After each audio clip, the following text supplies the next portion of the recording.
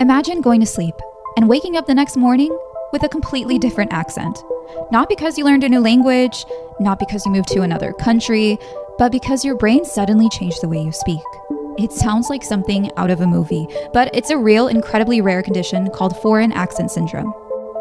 Imagine introducing yourself the same way you've always done, only for people to suddenly ask, "Where are you from?" even though you've lived in the same town your entire life. That's exactly what has happened to some people with this condition.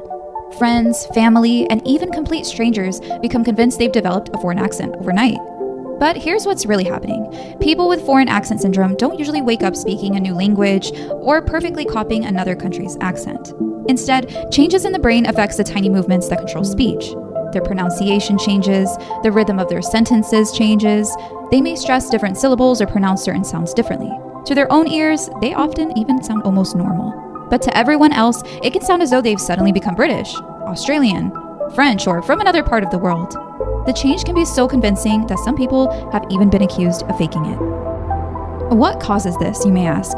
It usually happens after a stroke, traumatic brain injury, or in some rare cases, other neurological conditions that affects the parts of the brain responsible for producing speech.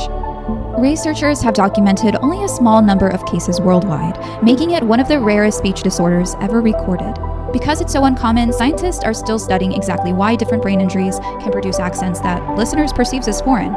One thing is certain though, your accent isn't controlled by your mouth alone, it's controlled by your brain.